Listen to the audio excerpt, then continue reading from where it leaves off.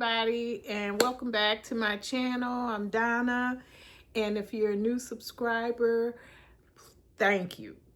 And if this is your first time coming to this channel, please do subscribe and you can keep up with my content. So today I'm coming to you with a big book haul. I have been buying books, and these books have been purchased through the month of July and August. So let's get started, because there is quite a few. And my first book that I purchased is Dream Count by Chimamanda Ngozi Adichie. And this was a selection for my book club to read in the month of, if I'm correct, October. And I got this book on Pango Books. Another YouTuber mentioned this to me, and I've been active on Pango Books. Let me tell you, I even set up an account. I'm selling some of my books on Pango Books. But getting back to the book, this will be read in October, and I'll tell you briefly what it's about. So Dream Count has been 10 years in the making for this author, Adichie. And she's coming back with a book about multitude of characters. She grapples with some of her past, and she deals with themes like, so the main character is a writer, and she travels, and it's during the midst of a pandemic. So she is going back and reflecting on her past and her lovers. And so, yeah, come on, this should be a good book because she's a great writer. So my next purchase was a book called You Made a Fool of Death with Your Beauty by Akwaeke Emezi.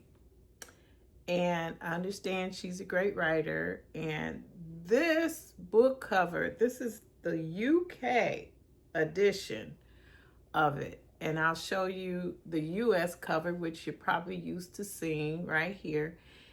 And I purchased this, and it's lovely. It even has the pink ribbon inserted inside. Isn't that nice? And Miss Emezi, this is a picture of her. So briefly, this book is about, so the main character is escaping a hot summer's time in the city for an island by the pool beach, and she's opening her heart to something new, but unfortunately it's to someone who she should not have. So, forbidden love.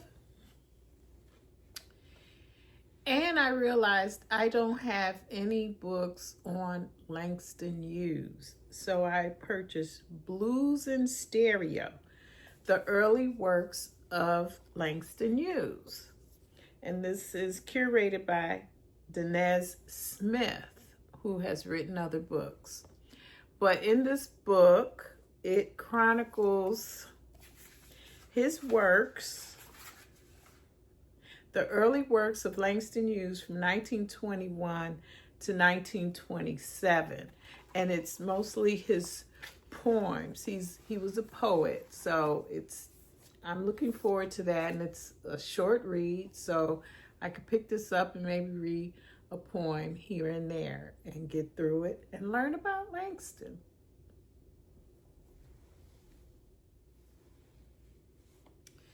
So another book I purchased, and in an earlier video, I was actually in the presence of this writer and didn't realize his magnitude. So his name is Charles B. Fancher, and the book is Red Clay. I have definitely had to have this in my collection. I got this on Pango Books. Thank you, Pango Books. I got a good deal. It's in excellent shape. I think it was brand new. And I'm looking forward to reading this, talking about the South. So, briefly, this is a multi-generational saga. And it chronicles the interwoven lives of a enslaved Black family and their white owners as the Civil War ends and Reconstruction begins. So, yeah, I'm looking forward to this. So this next author that I purchased a book, I have been determined to collect all of her books and have yet to read them, but I have them. And this book, I saw the UK cover and I was pleased, and I said, I gotta get it. And that's Helen Oyeyemi. I hope I said it right. And it's Parasol Against the Axe. And this is the UK edition. And here is the US edition. And I thought this was very attractive. And so I'll briefly tell you what this book is about. So it's in a kaleidoscope of stories, adventures in this book. And it considers the lines between illusion and delusion, fact and interpretation.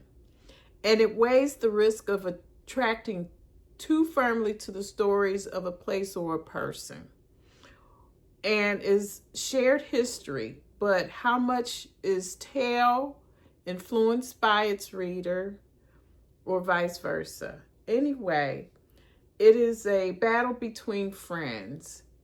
Is it better to be a parasol or the axe? So she's a good writer, and I have to really check into this. I have discovered the Signature Classics, and I love their covers, and I got to read more classics. So these were some of my prior purchases, not this time, but look at that cover. The Soul of Black Folks by W.E.B. Du Bois. And then I also got Quicksand by Nella Larsen. That's also in the Classic Signature collection. And I had purchased The Adventures of Huckleberry Finn by Mark Twain, hoping to have read that before I read James, but I did not. I still may though, and I thought the cover was very attractive. Well, okay, those were past purchases. So then I saw with Signature Classics the cover of Passing by Nella Larsen. Well, I have quite a few editions of Passing. I had purchased this some time ago. It's still in the wrapper. And this was a vintage cover. And I had purchased this at a used bookstore. And this is also some Nella Larsen books, Passing, Quicksand, and other stories. But I tend to be collecting Passing in various editions, but I just had to get this to add to my already started collection of Signature Classics. And as you all know, what this book is already about, it's Passing, and I have not read the story ever. I will. So it says it's funny about passing. We disapprove of it and at the same time condone it. It excites our contempt, and yet we rather admire it. We shy away from it with an odd king of revulsion, but we protect it. So, could not resist this next book, even though it's kind of out of my preference of genre, but for the price, I had to buy it. And this is Death of the Author by Nnedi Akwaeke. The future of storytelling is here. That's what it says. Now, this is a special edition, Deluxe. It's got the sprayed edges. Absolutely love it. This book is gorgeous. So inside, it's got the pretty paper print. If you take the cover off, if you take the cover off, you've got this. Rusted Robots, a novel. So I believe, as I've heard talk, that it's two different stories maybe in one. Correct me if I'm wrong, but it is beautifully laid out. Beautiful. So I do plan on maybe one day reading it. Don't know when. And I'll give you a brief synopsis of this book. I'm going to have to read what this book is about. So, it presents a sweeping tale about family culture and identity and breathtaking examination of the relationship between writer and reader and robots. Death of the Author is heartfelt, tender, and an ambitious metadrama about what makes us human. So, that is science fiction. But that cover is just stunning. I missed joining in on the Caribathon with Peter from Comfy Cozy Up and Karen from Run Right Reads. I wanted to participate, but I was not able to. I had so many other reads and obligations. But I did find a book that perhaps for next year I can read, or I can read this anytime, but it's by Carol Mitchell, and it's called What Start Bad Morning. And I got such a good deal on this hardcover. I purchased it, looking forward to it, and it is about 3 interwoven narratives spanning the U.S., Trinidad, and Jamaica. And this is a debut novel, and it gives voice to an immigrant woman forced to confront her repressed memories of violent drama. So she probably wakes up and saying, I want to go back to bed. What start bad morning? So I'm looking forward to this read. I purchased another novel that would fit the Caribathon theme. This takes place in Jamaica, and this book stars an unforgettable, fierce 99-year-old Jamaican heroine, and that is A House for Miss Pauline, and this is by Diana McCaulay. And I'm intrigued by the cover, definitely. So this is a story about mystery at its heart that asks profound and urgent questions about who owns the land and which our identities are forged. So I'm reading, excuse me for reading. And it says, it's infused with patois and natural beauty of Jamaica. A House for Miss Pauline tells a timely and nuanced story about identity, colonialism, and land, and introduces an unforgettable heroine who is a model for living life on her own terms. A feisty 99-year-old. Oh, yeah. This is going to be good. So I'm putting this on my TBR. All right. And this is another theme for Caribathon. I saw the book. This book was read for the Caribathon this year. However, I didn't own the book, but I saw it after the Caribathon, and I had to get it. I had to get it. So it's called Passiontide, and this is by Monique Roffey. So this definitely was circulating during the month of June. And it says, when a female musician is found murdered on a small tropical island after a string of similar deaths, outraged local women take matters into their own hands. Just, that's enough. That's enough to capture my attention. So got a little mystery there. Yeah, looking forward to this one. Just 2 more books to go. And this book, I want to thank my good friend, my reading buddy, Roberta. She recommended this book. I finally saw it and was able to purchase it. And I got to tell y'all about this one. So it's called The Devil 3 Times. And this is by Rickey Fayne.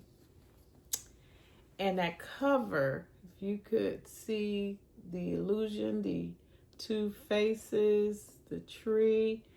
I mean, this looks interesting. So, it is an audacious debut. This is a debut spanning 8 generations of a Black family in West Tennessee as they are repeatedly visited by the devil. Yetunde awakens aboard a slave ship en route to the United States with the spirit of her dead sister as her only companion. Desperate to survive the hell that awaits her at their destination, Yetunde finds help in an unexpected form, the devil himself. The devil, seeking a way to re-enter the pearly gates of heaven, decides to prove himself to an indifferent God by protecting Yetunde and granting her a piece of his supernatural power. In return, Yetunde makes an incredible sacrifice. So this is steeped in the spiritual traditions and oral history of Black diaspora. The Devil 3 Times is a baptism by fire and water, heralding a new voice in American fiction by the author Fayne. And this author, new to me, but this is him. That's Rickey Fayne. So I am definitely looking forward to this novel. Thank you, Roberta. This next author has 5 books under her belt, and I do own one of her other books, and it is called The Travelers by Regina Porter. However, the book I just purchased is called The Rich People Have Gone Away, and that is also by Regina Porter. And I've heard some controversial things about this book. However, I like to read for myself. I shall tell you what this book is about. So it says, this takes place in Brooklyn, 2020. Theo Harper and his pregnant wife, Darla, head upstate to their summer cottage to wait out the lockdown. Not everyone in their fancy apartment building has this. Not Xavier, the restless teenager in the Cardi B t-shirt, or Darla's Black best friend Ruby and her partner Katsumi, who stay behind to save their restaurant. During an upstate hike, Theo lets slip a long-held secret about his mixed-up ancestry, and when Darla disappears after the ensuing argument, he suddenly finds himself the prime suspect at the center of a front-page police search for the perfect missing woman. Ooh, so we got some mystery going on here. If you've read this, please give me some feedback. Let me know. I love to hear your thoughts. I love to hear your thoughts on any of the books that I have told you about. But those are all my books that I purchased during the month of July and August. And I also purchased 2 ebooks. So I'll quickly show you what those are about. And yeah, I was very prosperous in this. So one of the ebooks is called The Office Party, and it's by Whitney G. As you see here, it was free on Kindle. So I purchased it and I thought, well, this will be good for come the holiday. I'm going to read to you what exactly as it reads in Goodreads. I'm not mincing any words. So it says, I can't believe that I pulled my boss's name for our company's annual Secret Santa tradition. As the devil incarnate, this infuriating, cocky bastard never gives us the holidays off, and he honestly expects us to be grateful for his generous alternative, the office party. So, according to this picture, obviously that's the cocky boss standing behind her. So I'm hoping this is going to entertain me, be funny, little Christmas spirit. It's short. I think it's like a novella, and we shall find out. And by the way, The Office Party is the first book in a series. So if I like it, I'll continue. If not, I'll just read the first book and pass on the others. So the other book I purchased as an ebook is called Want, Need, Love. This is also a first book in a series, and it's the Ballinger sisters series. And the author is Niobia Bryant. And thank you, Raquel from Rack's Reading. I hope I got that right. And she recommended this, and I hopped on it right away, got it for free. And so this book is about, it says Mona Ballinger has a talent for bringing the right people together and keeping the wrong people apart. But when Ansa Tyler's fiance ends their engagement thanks to Mona's advice, he angrily confronts her. Unfortunately, Mona has not only caused him a broken heart, she ends up giving him a broken leg as well. Guilt-ridden over Anson's injury, Mona decides to help him recover, whether he likes it or not. Soon, comfort turns to chemistry, and it seems like Mona may have found a love of her own until Anson's handsome brother, Hunter, shows up. So that's it. I thank y'all for watching, and I will be back with 2 more videos. I have them in the making for you, a vlog, and then we're gonna chat. I'm watching Washington Black, and I will come back with you on a full chat and synopsis about that book and the mini series on television. So I'm looking forward to seeing y'all in the next one. All right then, bye.